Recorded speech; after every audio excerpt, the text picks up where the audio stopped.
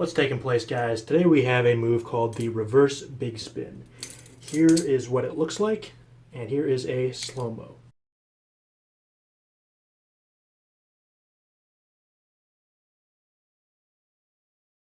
To begin this move, basically what it is it's a combination of a standard Y2K and a counterspin aerial. So both those will be in the description. Also, the regular standard big spin, which looks something like that, like so, will also be in the description. The actual regular big spin, if you know how to do that, this is going to be easy because this move is a little bit easier than the regular big spin in my opinion. So to start this move, you're going to begin in a standard Y2K grip, right? Bite handle, thumb here, index along the side, just like you're going to do a Y2K. Now your Y2K should be down really well. You should have it very fluid to the point where you can really send it flying out there at a really high speed. That's important. This move requires quite a bit of speed in order to get enough momentum to do the full spin. So anyway, so you're going to do a Y2K just like normal. All right?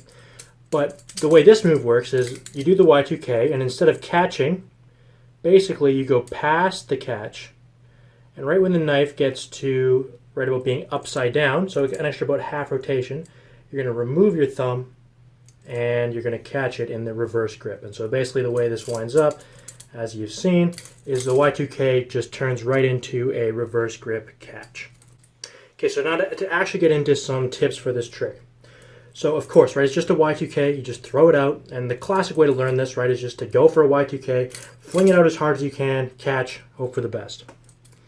Now, when you're doing the Y2K, one thing you want to try and do is you're going to fling out the Y2K, and you're going to want to try and go into the Y2K when you are in this upside down horizontal position, right? Instead of waiting, like being up here and doing a Y2K, you're kind of down there and do a Y2K. I don't know if you can see the difference there, but basically you're upside down more when you start.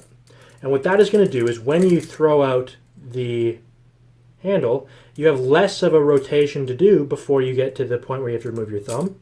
So it's easier to maintain momentum. And secondly, I find usually when you start off horizontally, you'll tend to finish more horizontally, which is easier because gravity kind of helps you close the handles. So the point is you really want to try and, when you do the throw, keep it kind of horizontal, similar to the counterspin aerial. Another thing, of course, is you really just want to wing it. You really want to go, you want to get some solid speed in there, and that's going to help with the momentum to close the handles.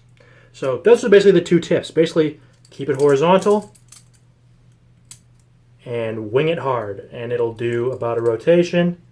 You remove your thumb, and you can catch. So a second tip for this trick is instead of thinking about this like a Y2K that goes too far and you catch it, is you can think of this as a counterspin aerial that never leaves your hand, right? So there's the classic counterspin aerial, right, which looks something like that. And all you gotta do is you gotta think, I'm gonna do a counterspin aerial, but you just wanna keep it on your hand, basically. And it'll be the same kind of trick, it's just a different mental way of going about it that I think a lot of people will find easier. So those are two ways to go about it, right? Either just do a Y2K, wing it hard, hope for the best, or do a counterspin aerial, but just don't even throw it at all.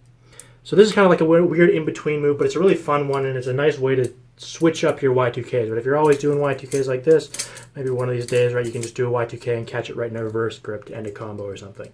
So hope you guys like that one. Thanks for watching. Peace.